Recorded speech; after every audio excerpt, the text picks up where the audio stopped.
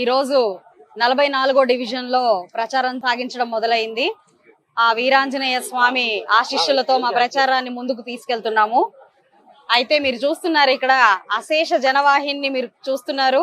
ఎంతటి ఆదరాభిమానాలతో మమ్మల్ని ముందుకు తీసుకెళ్తున్నారో గమనిస్తున్నారు మీరు.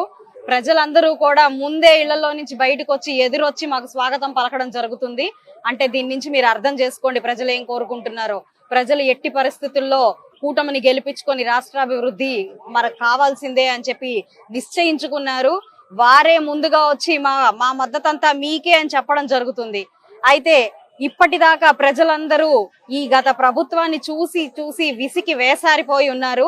ఎన్ని రకాలైన అవమానాల్ని ప్రజలు పొందారు.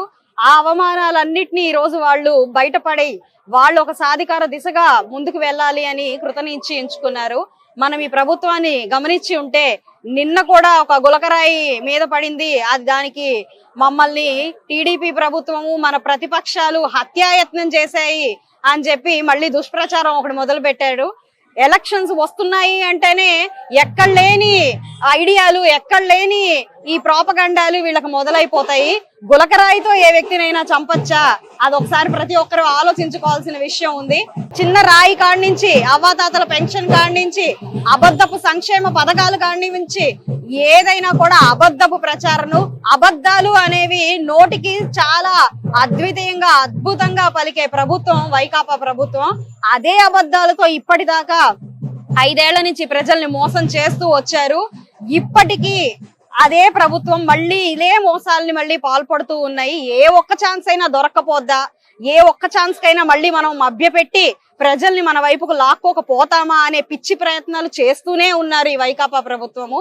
ఇంకా వారికి అవగతం అయినట్టు లేదు, నిద్ర నుంచి మేలుకున్నట్టు లేరు. ప్రజలందరూ చాలా సంక్షేమ దిశగా ఎదురు చూస్తున్నారు. ఈ వైకాపా ప్రభుత్వం ఎప్పుడు వదిలిపోద్ది, మనం ఎప్పుడు ముందుకెళ్తాము, రాష్ట్రంలో నుంచి ఈ దరిద్రంలో నుంచి ఎప్పుడు బయటపడతాము అని ప్రజలు ఎదురు చూస్తున్న క్రమంలో ఇలాంటి పిచ్చి పిచ్చి వేషాలు ప్రజలు నమ్మబోరు. ఇంకా ఇలాంటి ఎన్ని రకాలైన స్టంట్లు, డ్రామాలు చేసినా కూడా ఈ రోజు ప్రజలు మళ్ళీ మోసపోయే పరిస్థితిలో లేరు అని చాలా స్పష్టంగా చెప్తున్నారు. ఎదురు వచ్చి మాకు ఆహ్వానం పలికే దిశలోనే అర్థమవుతుంది ప్రజలకి ఏం కావాలి అని చెప్పి. ఇక ఈ డివిజన్ పరిస్థితి చూసుకుంటే యథావిధిగా దీనికి రోడ్లు లేవు, కరెంటు లేదు. మేము ప్రచారానికి వస్తున్నాము అని అంటేనే ముందే కరెంటు తీసేసిన పరిస్థితి గమనిస్తున్నాం. అంటే మీరు ఇప్పుడు ఆలోచించండి, వైకాపా ప్రభుత్వానికి ఎంత భయాందోళన కలిగింది.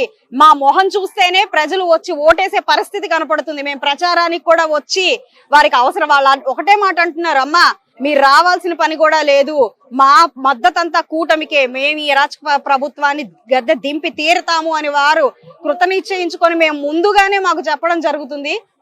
ఈ రోజు డివిజన్ లోకి వస్తూ ఉంటే కరెంట్ తీసేసిన పరిస్థితి. అంటే ఎన్ని చీప్ ట్రిక్స్ ను ప్లే చేస్తున్నారో మీరు అర్థం చేసుకోండి.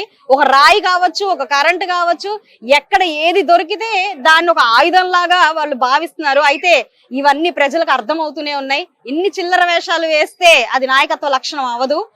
ఎదుర్కోదలుచుకుంటే ధీటుగా ప్రజల్లోకి వచ్చి వాళ్ళకి ఏదైనా చెయ్యడానికి మేము ఉన్నాము అని చెప్పి ధైర్యంగా చెప్పగలిగే నాయకుడు ఒక్కడు కూడా ఈ రోజు వైకాపా ప్రభుత్వంలో లేరు. కాబట్టే వారు ఈ రోజు ప్రజల్ని ఎదుర్కోలేక పిచ్చి పిచ్చి ప్రయత్నాలన్నీ, మభ్యపెట్టే ప్రయత్నాలన్నీ చేస్తూ ముందుకు సాగాలని అనుకుంటున్నారు. ఇక పాపం అభంశుభం తెలియని ప్రజల్ని మేము ఏదో ఇంతిస్తున్నాం అంతిస్తున్నాం అనే అక్రమ సంపాదన అంతా కూడా ప్రజల్లోకి నింపాలి, వారిని అలాగైనా ఏమరపాటుగా మేము లాక్కోవాలి అనే ఆలోచనలో ఉన్నారు. అది కూడా చెప్తున్నాను, కేవలం డబ్బులు తీసుకుని మోసపోయే ప్రజలు ఈ రోజు లేరు. ఎంతో చైతన్యవంతులు అయ్యారు ప్రజలు. డబ్బుల కోసమో లేకపోతే మీరిచ్చే పిచ్చి సంక్షేమ పథకాల కోసమో అబద్ధపు వాగ్దానాల కోసం ప్రజలు నమ్మే పరిస్థితిలో లేనే లేరు. కూటమి గెలిచి తీరుతుంది, మా ప్రభుత్వం వస్తుంది, ఎట్టి పరిస్థితిలో మన రాష్ట్రం అభివృద్ధి చెందుతుంది.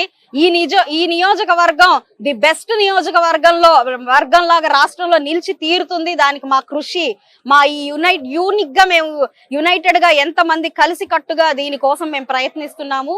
అభివృద్ధి అంటే మేమే. కాబట్టి మీరందరూ కూటమికి ఓటేసి గెలిపించండి, మద్దతు పలకండి. కూటమి ప్రభుత్వానికి మద్దతు పలికి ఈ రాష్ట్రాభివృద్ధిలో మీరు పాలు పంచుకోండి. ఒక అభివృద్ధి అనే మన సీతమ్మని వైకాపా ప్రభుత్వం అనే రావణాసురుడు ఎత్తుకుపోయి 5 ఏళ్ళు అయింది. ఈ రోజు మన అభివృద్ధిని మనం వెనక్కి తెచ్చుకుందాం. దానికి రామలక్ష్మణుడు లాంటి చంద్రబాబు నాయుడు గారు, పవన్ కళ్యాణ్ గారు కలిశారు. వారికి పెద్దగా మోడీ గారు ఉన్నారు.